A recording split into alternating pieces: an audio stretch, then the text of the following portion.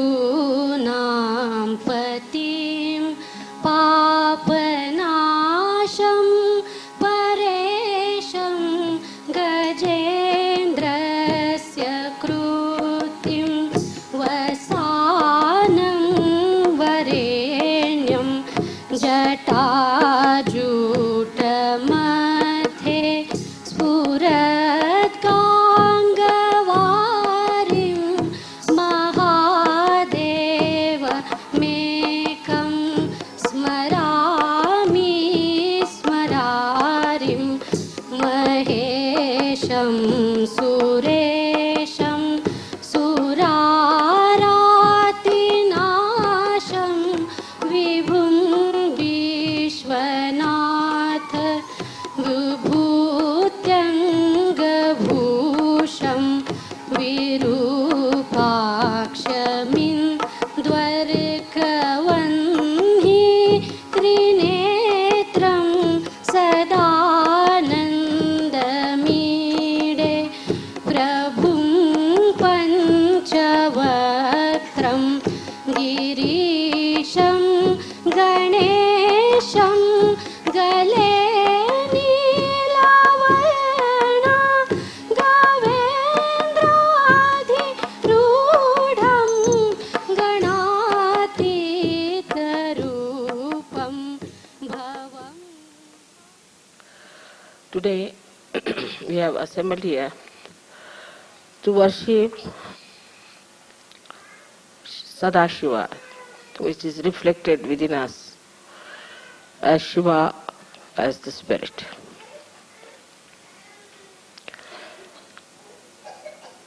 He is reflected in our heart. And as you have seen that the goal of our life was to achieve the state of spirit.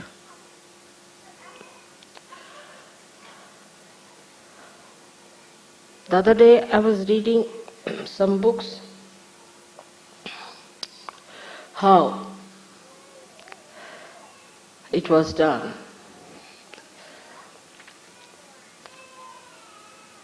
With self-realization, to know the spirit, and how people were tortured. First of all, they were asked to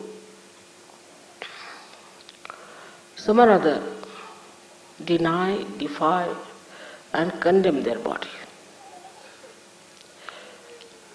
Now, if the body wants to have comfort, then it was said that first try to sleep on the carpet, not on the bed. Then still it's not enough. Then from the carpet you go to a mat. Still is not enough. Then from that you move down to the Mother Earth, sleep on the Mother Earth. Still, if the body is not all right, then you start sleeping on the stone. But still Himalayas are far away, because Shiva resides in Kailasha. So you go to Himalayas and sleep on the ice. This was the minimum requirement. Then it was said that you are fond of good food, you want to have sumptuous food, you eat a lot, all right. So you deny everything that you like to begin with, all that you like. For example, Italians cannot eat pasta.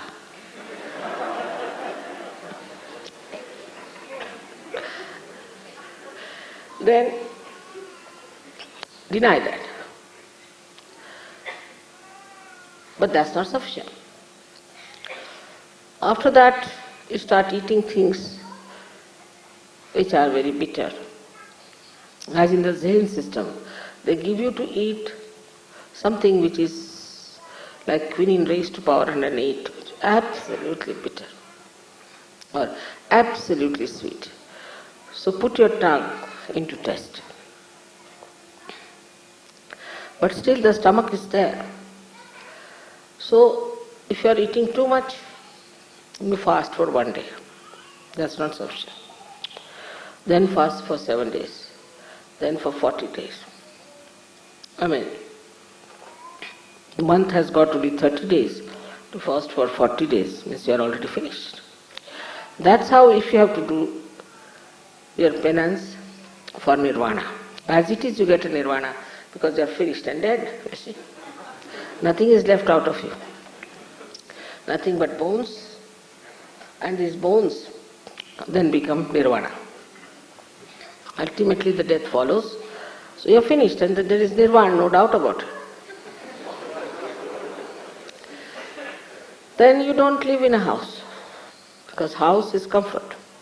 Give up your wife, give up your children, give up everyone. Now wear only one something like a cloth tied round. And go and ask for alms from people.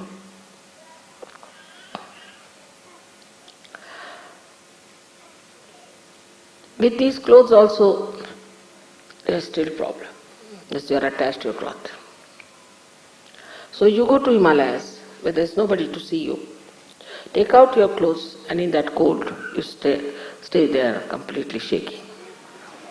Then you will get your nirvana. As it is, you get nirvana.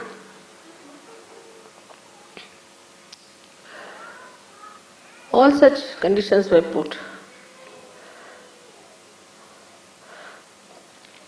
as to destroy the demands of your body to begin with. You tell your body, no, nothing doing. You better work out your nirvana. The second thing was to destroy your mind, which takes you to senses, to things of joy. Supposing you want to have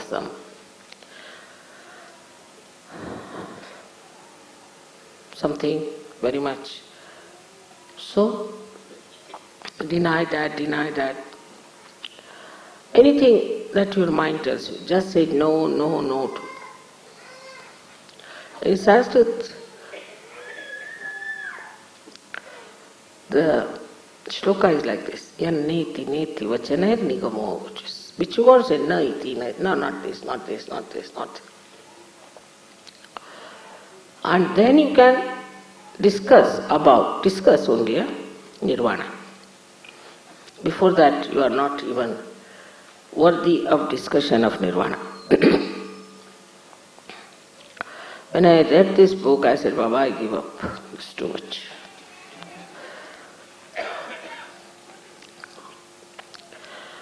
But in Sahaja Yoga, it's the other way round. Like building first the pinnacle of the building and then the foundation. Opening your Sahasrara was the first thing was achieved.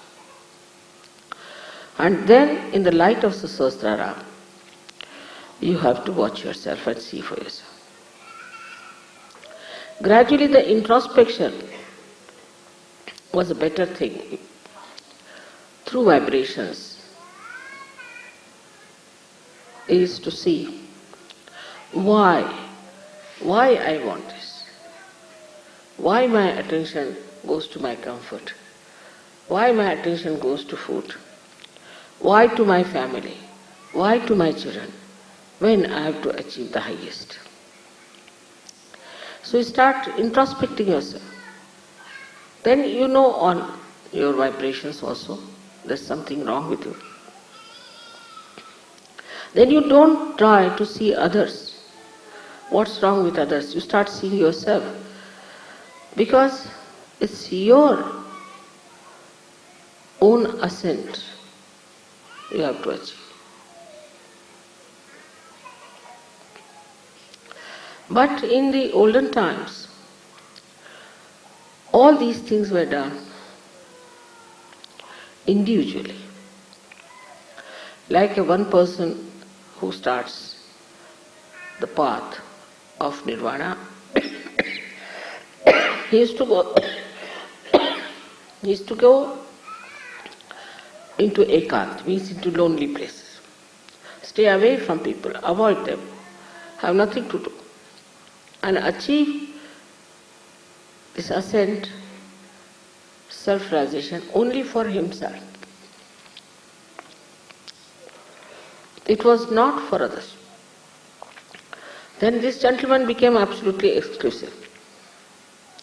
He wouldn't talk to anyone, he wouldn't meet anybody, and he would sit somewhere on top of a remote mountain.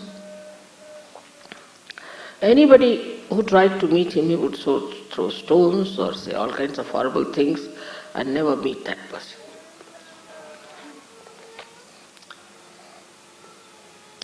But Sahaja Yoga is not the same.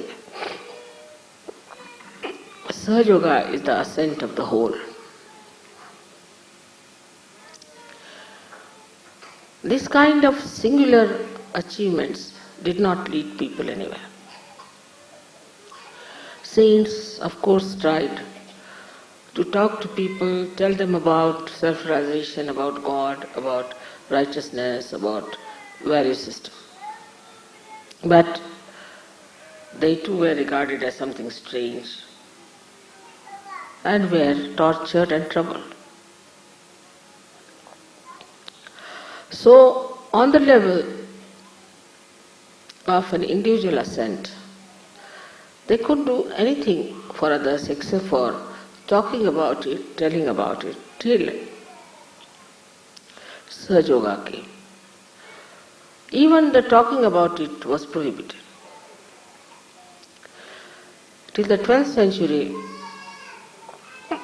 in India, nobody talked about it to the public. It was all in Sanskrit, very difficult Sanskrit books, which were only available to few aspirants, was explained to very, very few even, amounting to few numbers of people. But giving realization was denied. So only one master had one disciple. And all was the individual ascent, individual working up. Such a disciple was taken away from others and was kept in secret, worked it out on him, and just he may sing, he may write poems, he may talk about it, he might say what his joy is, but he had no right to give realization to anyone, neither he knew how to give realization. So now you see how far you have gone. You've got your realization without giving up much. You can work on a much wider scale. You can give realizations to others. You know about all the subtle knowledge about Sahaja Yoga. But today I am going to tell you something more which we have to do. It's very important to know, because as was described by people, that they practice Sahaja Yoga as they go to church, but it's not from their heart. And heart is the abode of the spirit. It's the Shiva within us. So we have to know more about heart, and that is very important. You know about these three nadis we have, Ida, Pingala, Sushumna. But in the heart there are four nadis. And the one nadi goes to Muladhara. And if you cross the limits of Muladhara, it goes to hell. That's why they say that Shiva is a destroyer. Actually, you ask for your destruction. And when you ask for your destruction, you have it.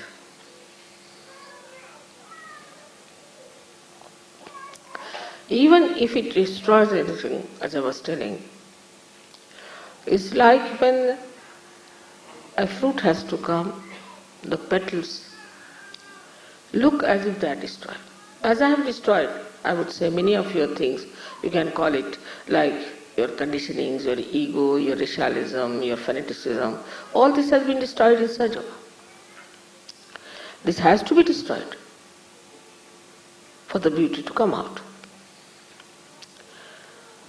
So when your maryadas cross beyond a certain point, you go to your destruction. In four directions there are destructions built, as there are four nadis. So now what is to be done? How are we to stop this destruction of through the first nadi going to hell? One of the qualities of Shiva is that his innocence. He is extremely innocent. He is innocent like a child. His innocence personified. So, we have to put our carnal desires, dissolve them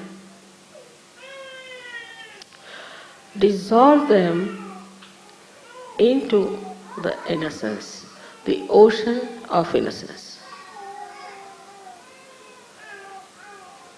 You have to dissolve it in the ocean of innocence. Innocence is something to be appreciated, to be understood, to be enjoyed. Like you see animals, they are innocent. You see children, they are innocent. Flowers, they are innocent. Divert your attention to all these things.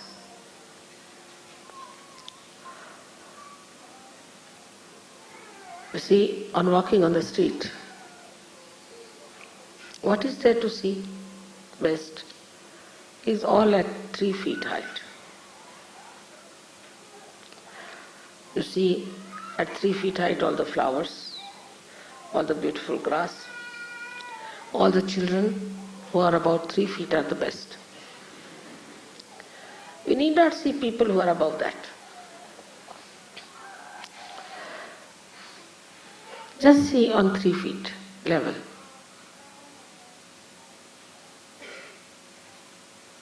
You can see the legs of somebody, that's all right. But you don't see the eyes of a person who are not innocent.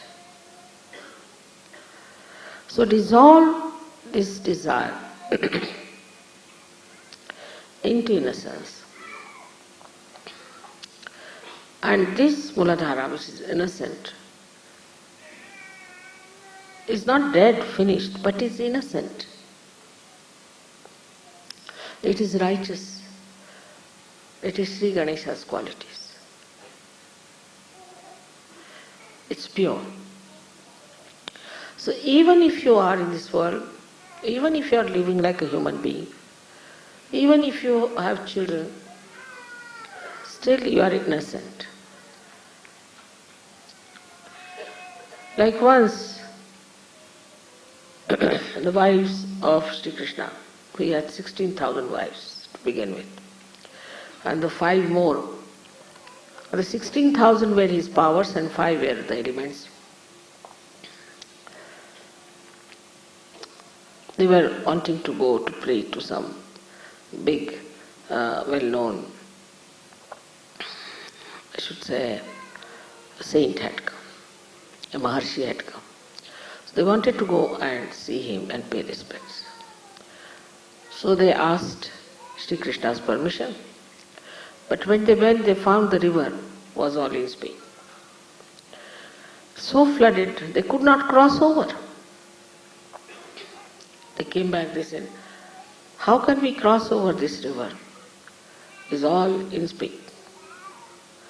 So this Krishna said, all right, you just go and say, if Sri Krishna is Yogeshwar, and if he is absolutely innocent about sex, you go down.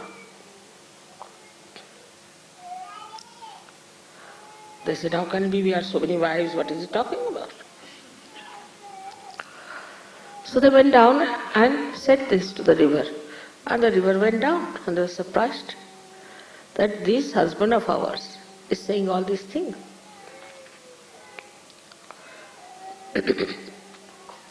They went across and worshipped that rishi, and they were coming back again, the river was in floods.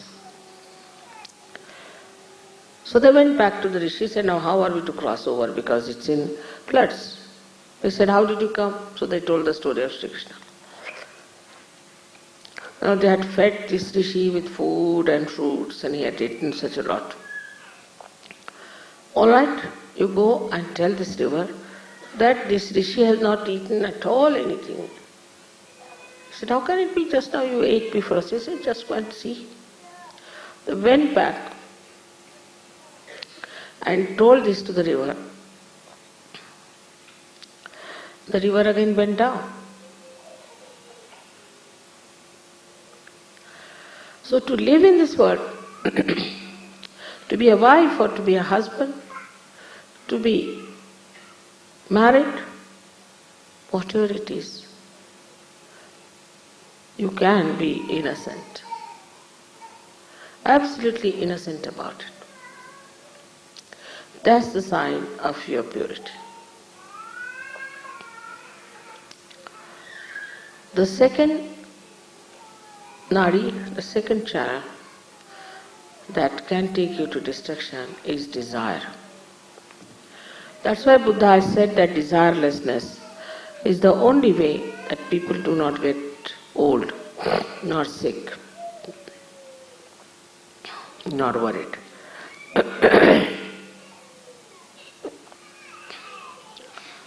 Now this desire that we have,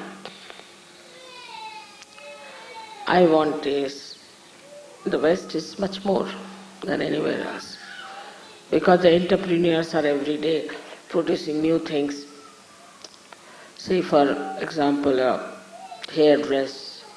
So the women want to buy this wig or that wig. It's my desire. I must have this wig to put on my head.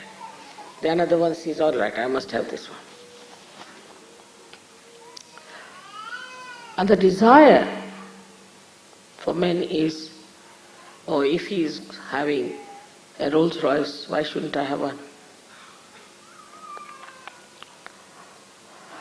They cannot enjoy somebody else's Rolls Royce. It should be your own, that I should have the possession. Desires can be of any kind, not only material. The desires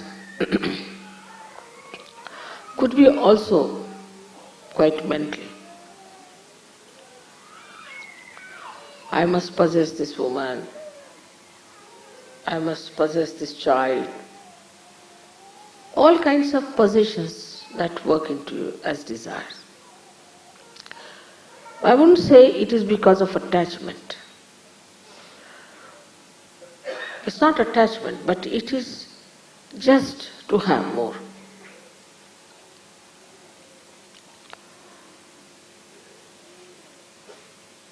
Go on adding up things, getting things. Still, one doesn't feel happy and satisfied. What is the reason for this kind of desire? Is that it's not pure desire. It's an impure desire. It's an impure desire, and when such a desire starts working, you can go any far. Like Saddam Hussein, like Hitler, like anything is nothing but absolutely desire beyond any limitations. You want to dominate others. It's also another desire. All these desires lead you ultimately to a destruction. Because there's no joy, there's no happiness. For example, now I want to have a sari. So I want to buy a sari. All my attention will be, how will I get that sari? I must get that sari, this thing, that thing. The attention becomes polluted, disturbed. For a nonsensical thing like a sari, the attention which has to enjoy the spirit,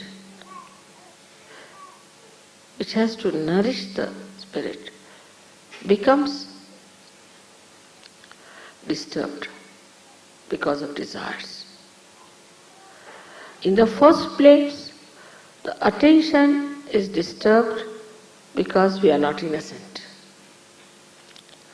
In the second place, the attention gets into turmoil because we have desire.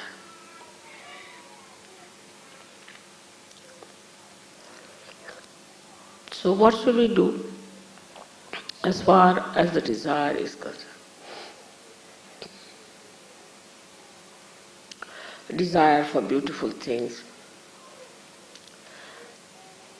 We can shift our desire, material desire, into aesthetics. I'll have one thing, but which is really aesthetically rich.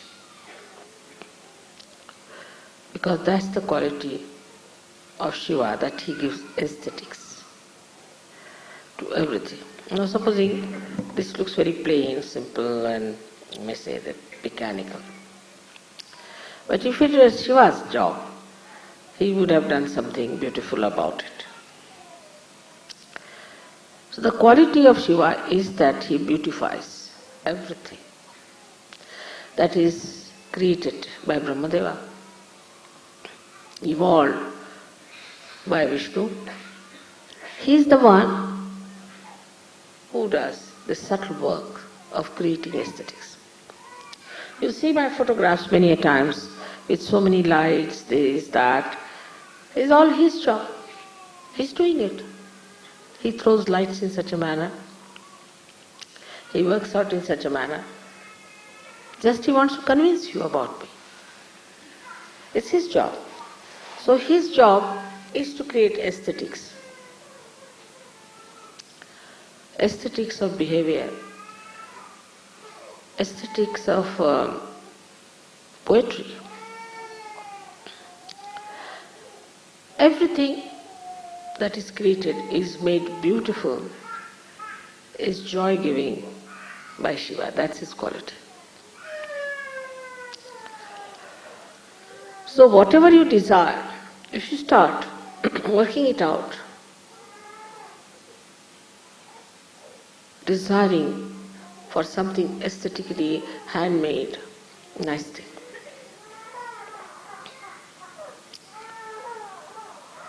gradually you will find you will end up with vibrations. Because all beautiful things have vibrations. And to have the vibrations, you'll have to go to pure desire.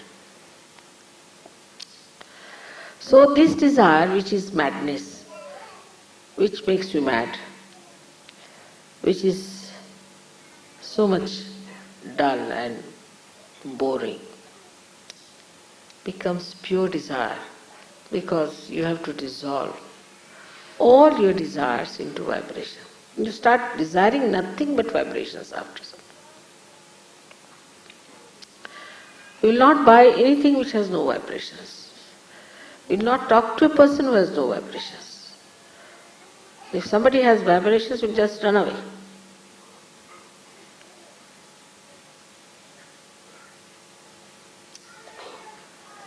I've seen people running away from some people as if some monkey is after them. When I look around, I find there are people who are drunkard or somebody coming or something. They might have been drunkards themselves once upon a time. But now they run out.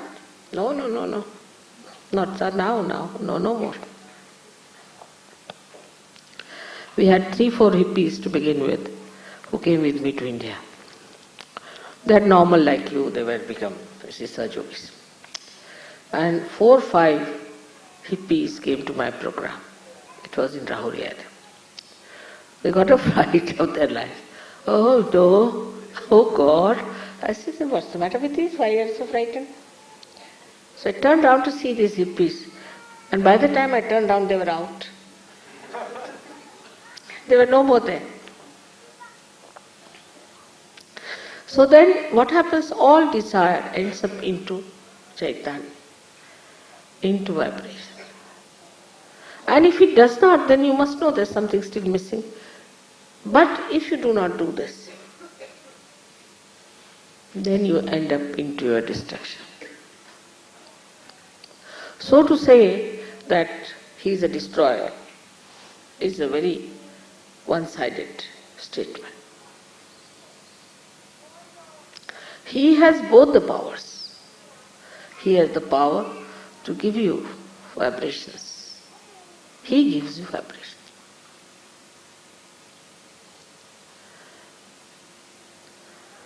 The goddess is the power, Shakti. But he makes the vibrations. It's like these are the fingers, all right. But if they tickle you, then it's Shiva. The fingers are that of the goddess, all right. But if it tickles you, gives you joy, happiness, is Shiva. Is the bhakti. The joy of bhakti comes from Shiva. Today only I was explaining how one lady who was a Devi Bhakt and has done so much study of bhakti and all that and knew so much, just merged into me. I just couldn't understand her what she has done. Because normally people don't do. When they are reading about Devi, they think, all right, this is Devi, this is Mataji. It's separate things. They don't know they are reading about Devi. So she said, Mother, I just identify.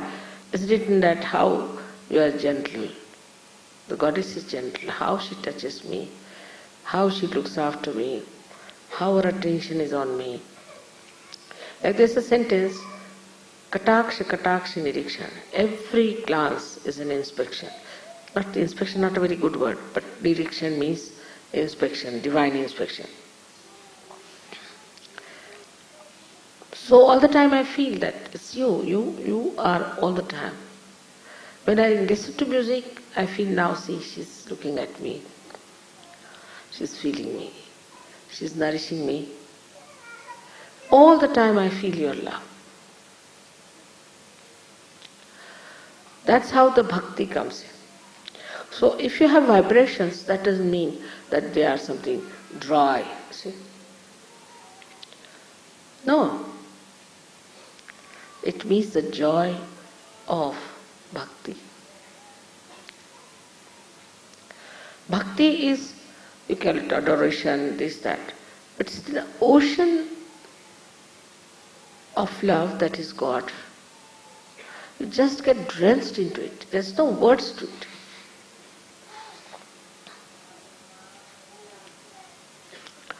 And that is what, when you feel, you must know that you have taken the spirit as a real connection between you and your mother or your father. There's no differentiation. You are one in that ocean, drenched in the ocean. You are the drop, you are the ocean. You are one in that bhakti. And that bhakti cannot be mechanical. Because not man-made.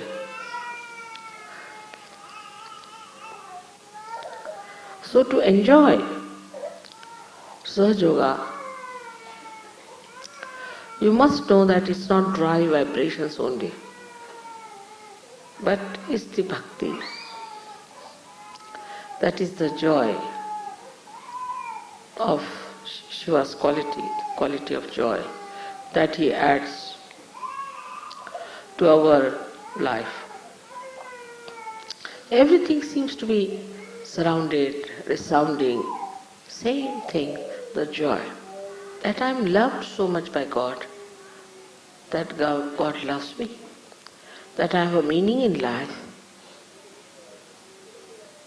then the ego drops out, first of all. And also the conditionings drop out.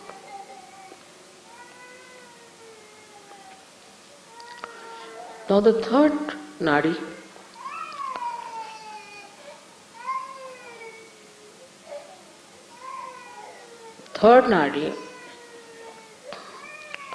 is the nadi by which we feel attached. Attached to someone. Like, this is my child, this is my husband, this is my family, this is my wife, this is my father, this is my mother. In the beginning of Sahaja Yoga, of everyone, when they are just the beginners, so they talk about their whole family. My father is like this, my mother is sick, my mother's sisters, brothers, this, that, real, this thing is not well. As if, you see, we all have taken a contract. What should I do? Like today somebody said that, you see, they lost their first child. First child they lost. Because the child was sleeping in another room. I said, small children should sleep with mother, and mother must look after the children. It's a simple thing. I mean, in India, no mother would accept such a situation. She'll throw away the husband.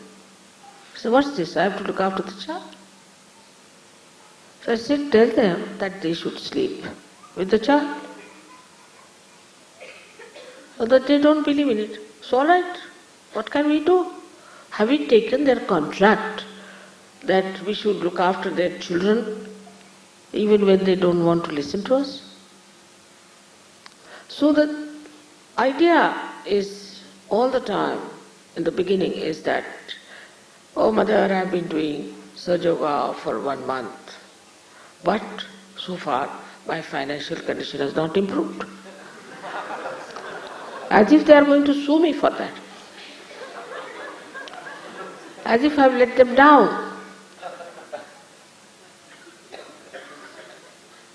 But they don't want to see that you have just now come to Sahaja Yoga. Or even if you have been in Sahaja Yoga for so many years, you have not been a Sahaja Yogi. Something missing, you don't deserve something wrong with you, not with Sahaja. But they feel that Sahaja Yoga is something which has got the contract. Immediately they'll inform you. Now somebody is sick there, somebody, send 5 Sahaja Yogis. For what? These attachments start working within us. Now some people have seen very attached to their children. And they go on pampering, my child.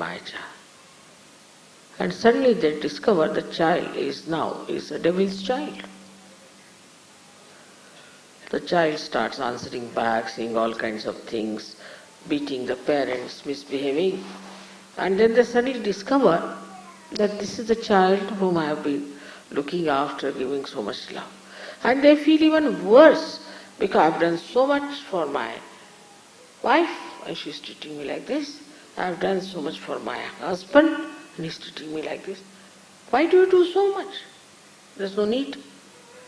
If you are doing it, you just do it and forget it. I never feel that way. I know of Sahaja Yogis for whom I worked very hard and they have gone down. Only thing, if I feel anything, God knows where will they jump, where will they be in hell, what will happen to them. That's the only concern. Not the concern what has happened, because nothing can happen to me. But if they have been sinful, I just get worried about their future, about their lives. That's different. So this kind of attachment, that is, we call it Sanskrit, is mamatva. This is mine, that's my child, my this thing, my that. Who are your relations are Sahaja Yogis. Remember this. It's the sentence you must remember. My relations are Sahaja Yogis only. And anybody who plays against Sahaja Yogis, troubles Sahaja Yogis, that person could be my own wife, could be my own child, is not mine. I will not allow such a thing to happen. This relationship is all right till Sahaja Yogis are one with each other. As soon as somebody tries to harm any other Sahaja Yogi, then I am not with that person. I have seen there are many like that, but very good Sahaja Yogis. They will never side with their wives, never side with their children. Because they know, if you are siding with them, you are making them sinful. You are destroying them. They are worried about their ascent. So they never allow anybody, a relation of theirs, to trouble others. I have seen some children who are extremely naughty, very troublesome, very violent. And the parents just saying, Mother, put them right. We leave it to you. They are to be put right. But others may say, oh, no, you see, my child, he cannot do such a thing. So, one has to understand the discrimination part of it. That, why am I attached? I have given this simile many a times, like the sap of the tree rises, goes to various places of the trees, various areas, looks after the bark, looks after the branch, looks after the leaves, flowers and fruits, and comes back. Or it gets evaporated, doesn't get attached. If it gets involved into one of them, the whole tree will die, and that part which is so close to the sap will also die. But sap has much more sense than we have.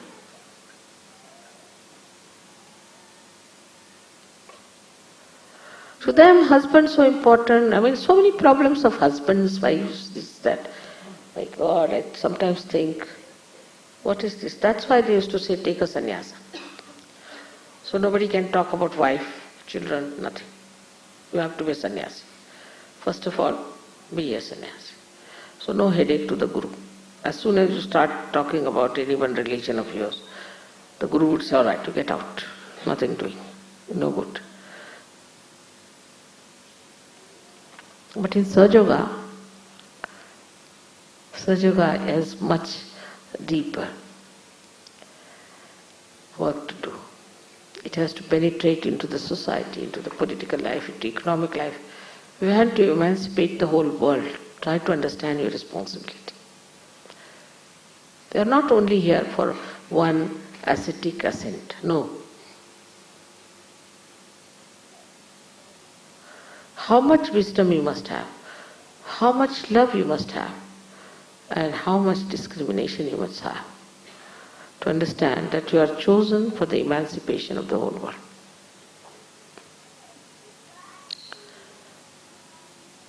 So now this so-called limited love, what is the solution which takes you to destruction? Is the unlimited love. Because Shiva is nothing but love. He is love.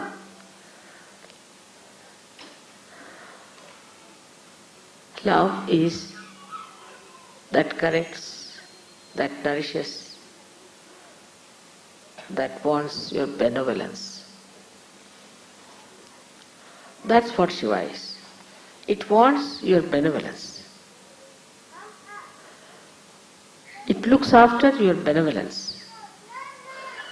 So when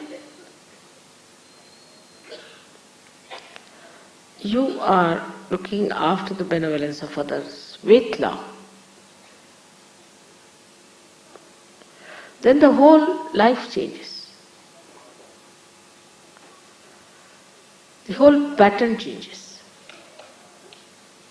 And you really enjoy it because you become one with so many, concerned with so many families, so many things, so many problems of others and us. So you just feel you are one with so many. Thusly we have so many Sahajogis here today. First time when I came to Italy, I must tell you, I came with Christy, what's the name of Gregor's wife? Catherine. And she was the only one who knew Italian. And we had told some newspaper to reserve some sort of a hall and advertise for us. Nothing was done. So when we came, we couldn't find anyone. So I went round with her to put the posters. But still nobody came. And today we are so many. But we must know that we are bound to each other by love. And the love that is for our benevolence, for our ascent. And then you just start enjoying everyone. Then you don't think what race you are, what country you are, what this thing you are, nothing. Sahaja, finished. So you become a universal being. And this attitude has to be achieved. When I hear that some Indian girls are tortured and troubled, I think, how can they do it? Or somebody who is a black skin, they are tortured. Or some Indians are treating somebody because they are of low caste. It's not possible because they are all part and parcel of one body. They are all brothers and sisters, born of the same mother. But this is only possible when you dissolve that limited relationship of yours into this great unlimited ocean of love. Then only it is possible. And if it is not there, do not try to justify. Just watch yourself. See for yourself. Are you really in love with everyone?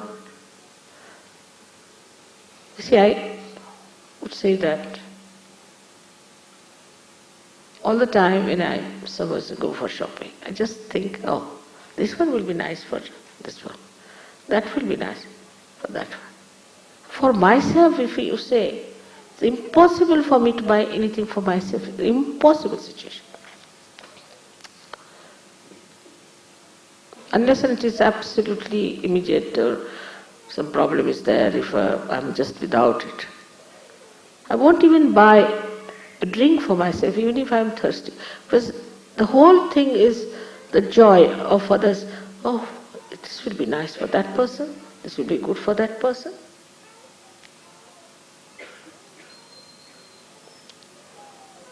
All this is the most enjoyable thing. I mean, why all this is for there? After all, think about yourself. Why am I here? I am here to enjoy everyone, everyone. They are all realized souls. Such beautiful lotuses. I am not going to stoop down to the mud. Now I am a lotus. That is the way you open the heart. The lotus of your heart. And the fragrance of such a person is so beautiful. It's so beautiful.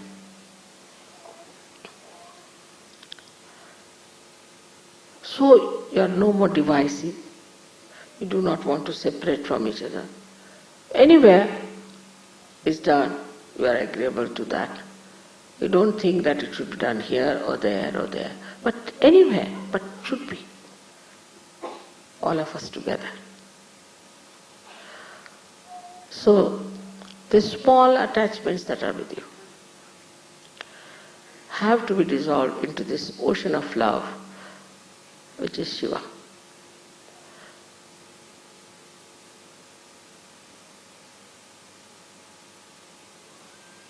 Fourth one is the most important for all of us, is to know that there is an addy which passes through left Vishuddhi into the heart, starts from the heart, goes up, passes through Agya. It has 4 petals and opens up.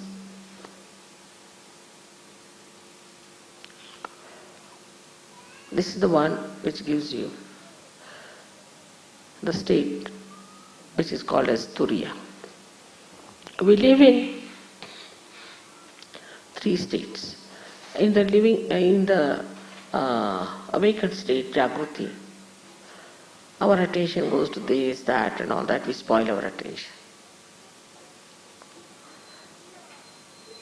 But the second one is the one, what we call, is that we sleep. When we sleep also, all these things that have happened come to us from our past and things like that. But then we go to the deeper sleep called as Sushupti. It's a state where you have deep sleep and you dream of something that is reality also. You may dream about me, like it's the ethereal part of the subconscious where some beautiful informations are passed out. Supposing I come, say, to Italy. Italians might know in their Sushupti that I've come here, or maybe anybody might know, depends on. But the 4th state is called as Turiya. There are 2 more states.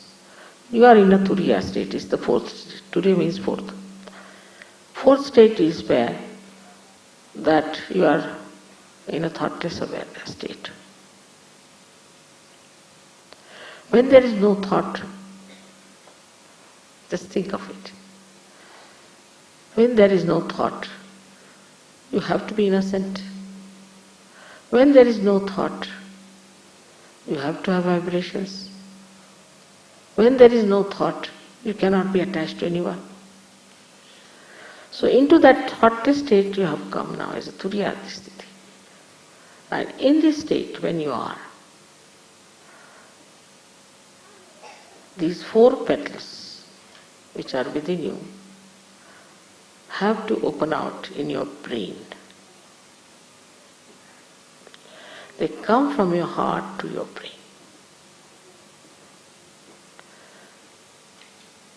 And That is when you absolutely understand what is God.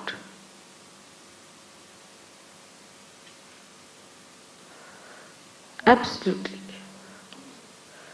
know what is God is. That is the time when one receives the real knowledge.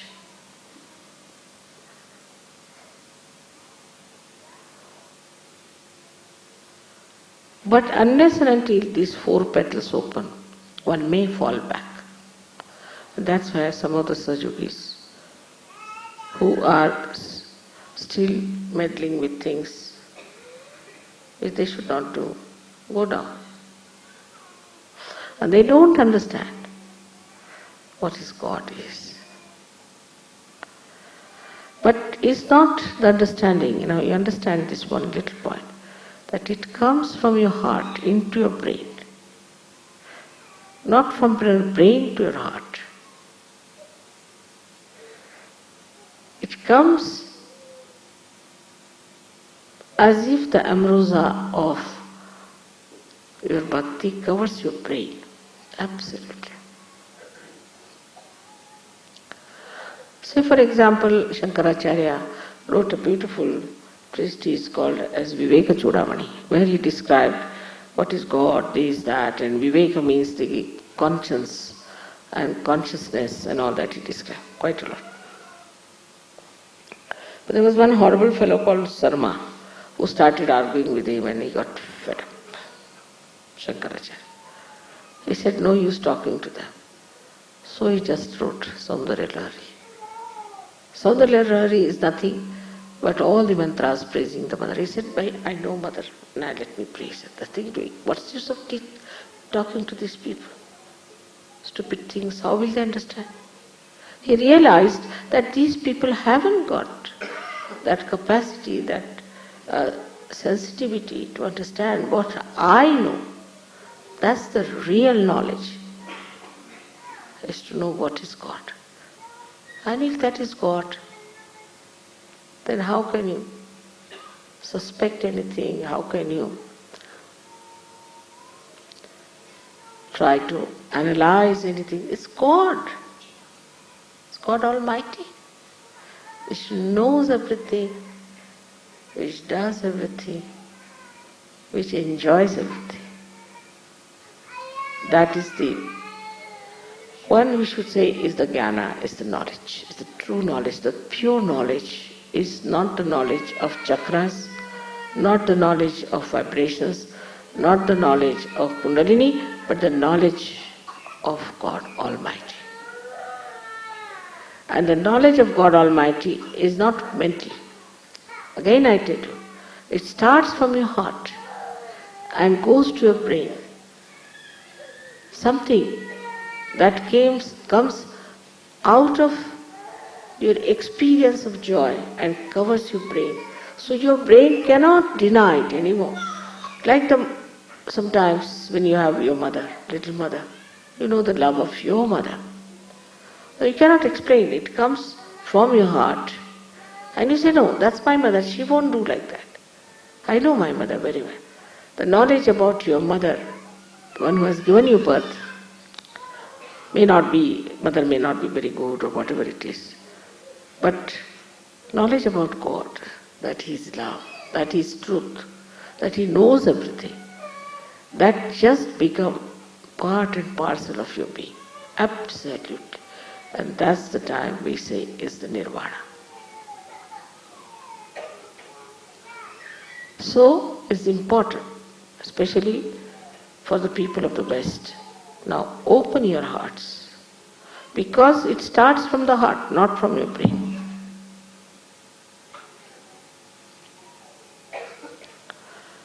Do not judge people on vibrations. Judge yourself all the time. I had told that Shiva Puja means more explanation, more understanding, more this thing, because in other pujas we do all these mantras, this, that. But in this puja is to know the knowledge is God. And to know that you know God itself is so great. Whatever it is, she may be Mahamaya, she may be anything, but I know. It cannot be described in one book, it cannot be described in 100 books. It cannot be described in words, but to know that's God. After all, that's God. God Almighty. And that gives you that beautiful surrender, where you just feel absolutely secure in that ocean of love. I wish you all to achieve that state. May God bless you.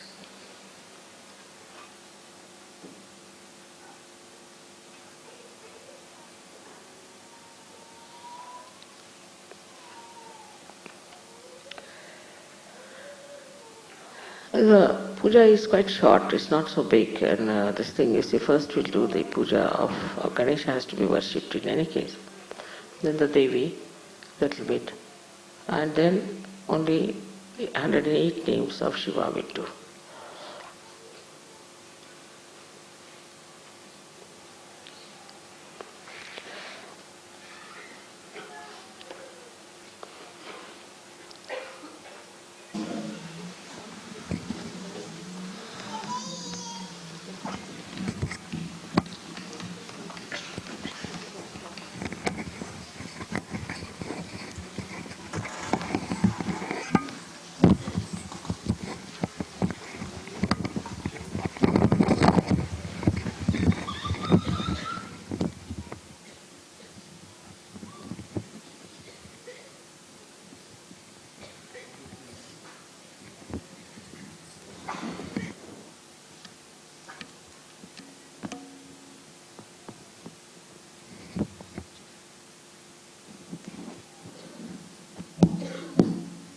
All the children, I bambini,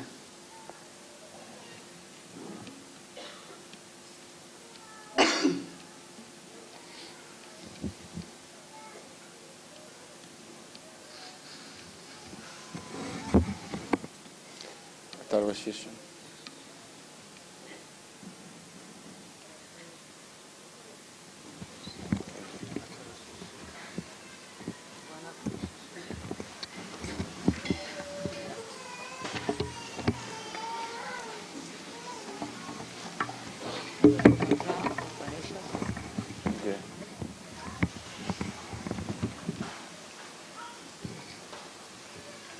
Shri Ganesha's mantra.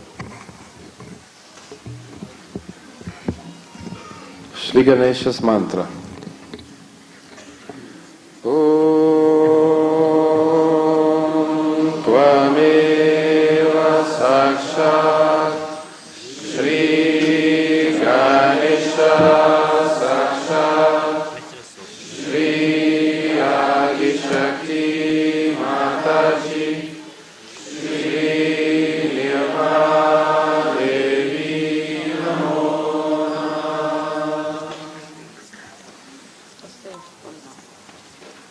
Ganesha Tarvashisham.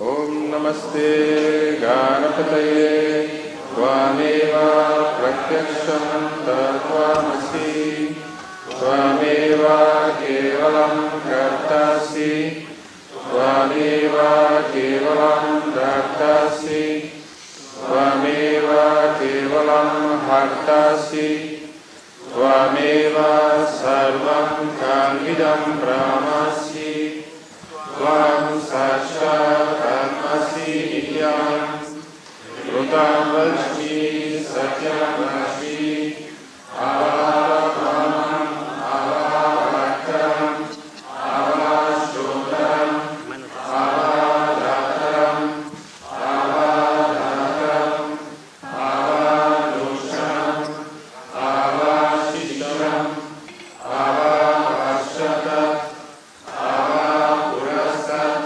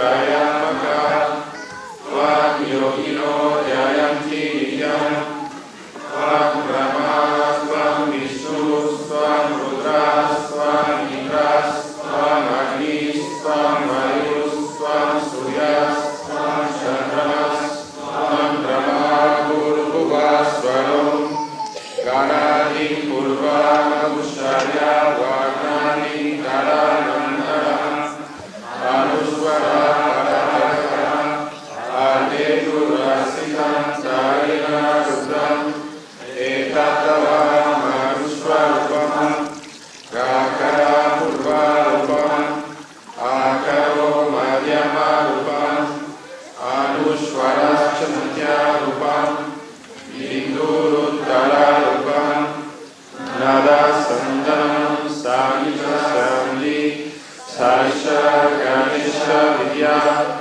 गानकऋषिः निःश्रुतगायत्री छन्दा गणपतिर्देवता ॐ ज्ञं गणपतये नमः एकादन्ताय विद्महे वक्रतुण्डाय धीमहि तन्नो दन्ति प्रचोदयात् एकादन्तं चतुरस्रं पाशमङ्कुशधारिणं रथं च वरदं हस्तैर्बिभ्राणमूषकवचनं रक्तं लम्बोदरं शूर्पकर्णकं रक्तावससं रक्तगन्धानुलिप्तं रक्तपुष्पैः सुपूजितं भक्तानुकम्पिनं देवं जगत्कारणमच्युतम् आविर्भूतं च सुस्थिरौ प्रकृते पुरुषं परम्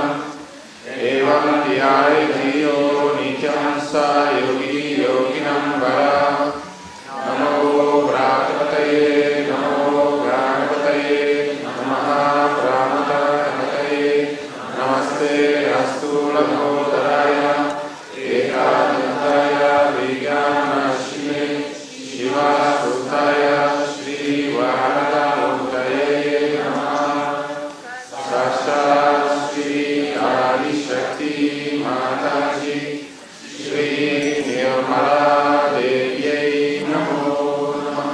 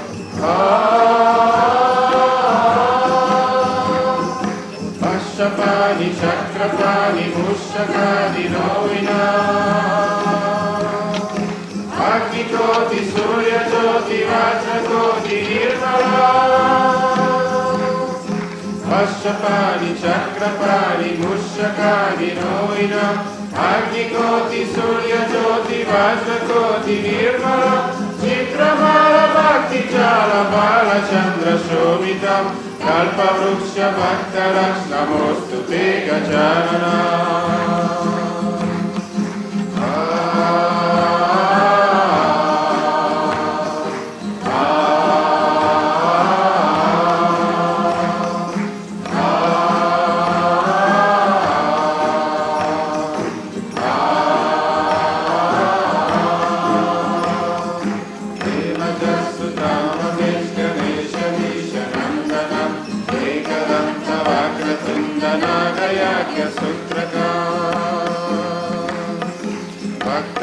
Dhumranetra Shukla Vastra Vanditam Kalpa Vruksha Bhaktarax Namostute Gajanana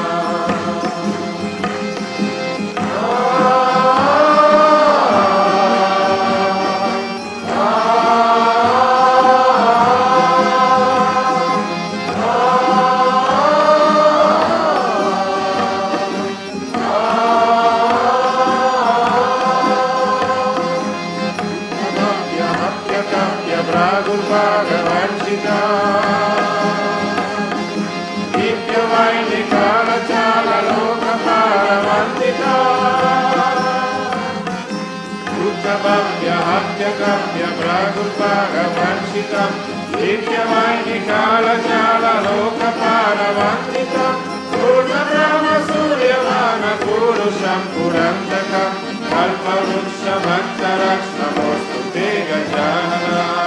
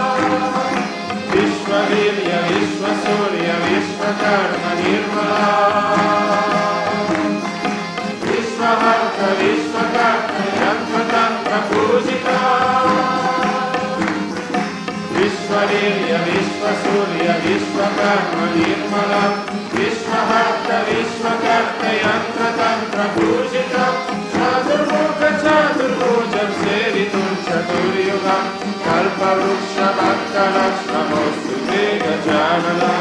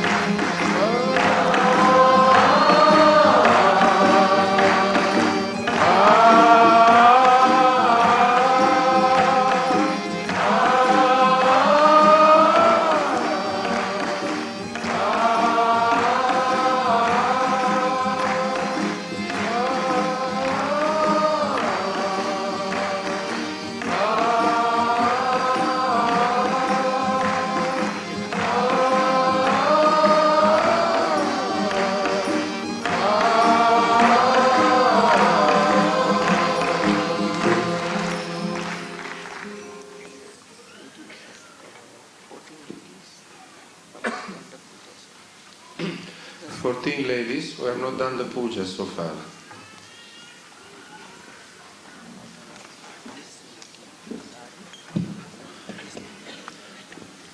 Unmarried? Unmarried? Unmarried or married? Married or unmarried? 14 donne sposate che non abbiano mai fatto il puja ai piedi di Shri Mataji.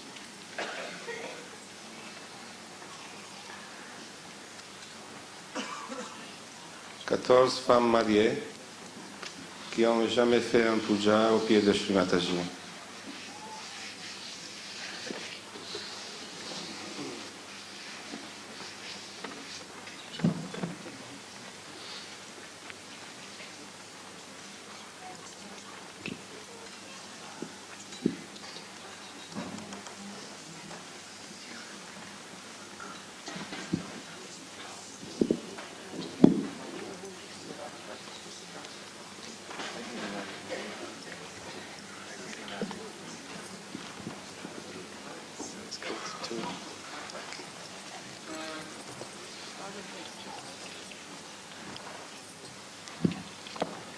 Sanskrit 2.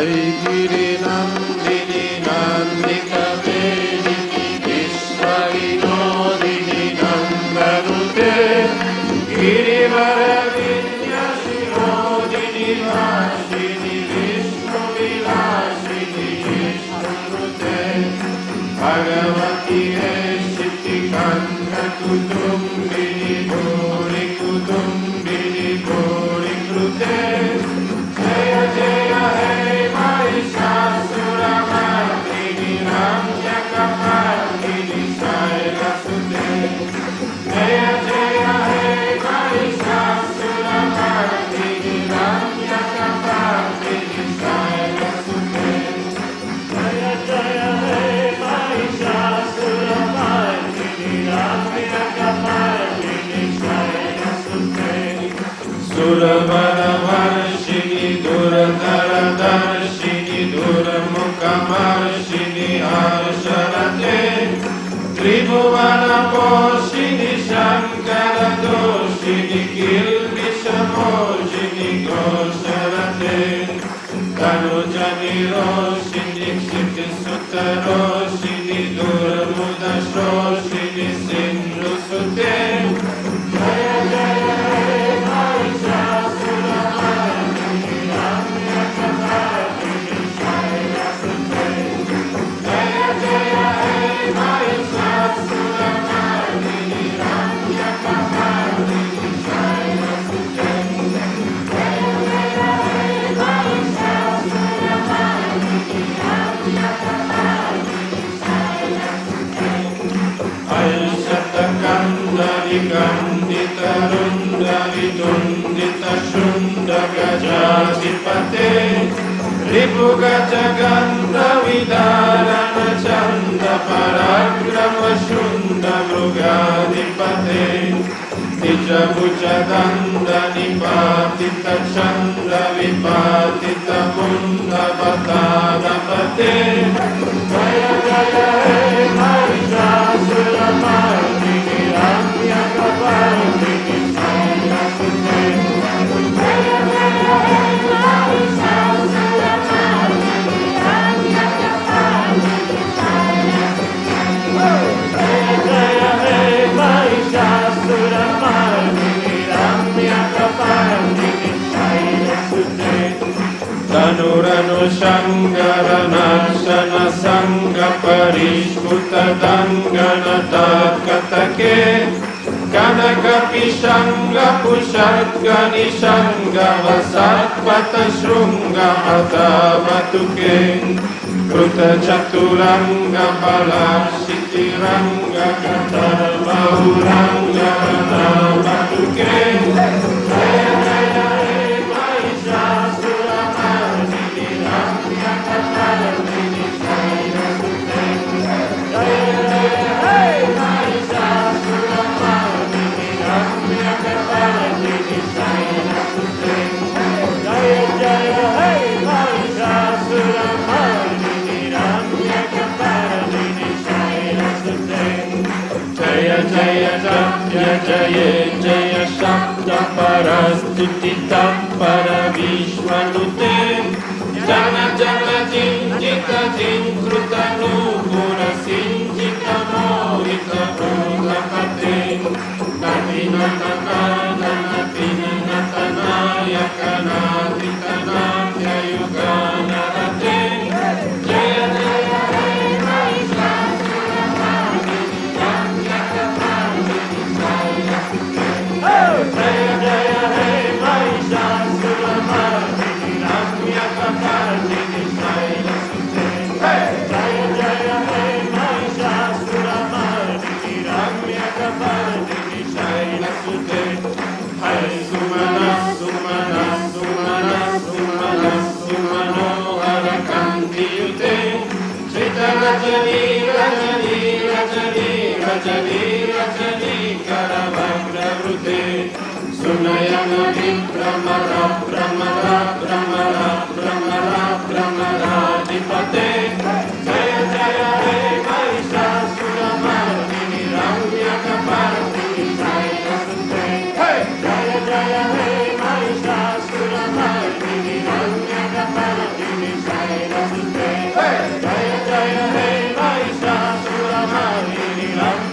Mardini Shailasute Saitama Narmala Mallama Tallika Vallika Rallika Mallarate Virachita Vallika Pallika Mallika Chillika Billika Vargavrute Sita Kuta Pullisa Mulla Sitaruna Talla Chapallava Sallalite Jaya Jaya Hey Mahishasura Mardini Ramya Kapardini Shailasute Jaya Jaya Hey Mahishasura Mardini Ramya Kapardini Shailasute Jaya Jaya Hey Mahishasura Mardini Ramya Kapardini Shailasute Kamala Dalamala Komala Kantika Langalita Malabalalade Sakala Vila Sakala Nilaya Kramakeli Chalakala Hamsa Kule Malikula Sankula Tuvalaya Mandala Mauli Milata Kula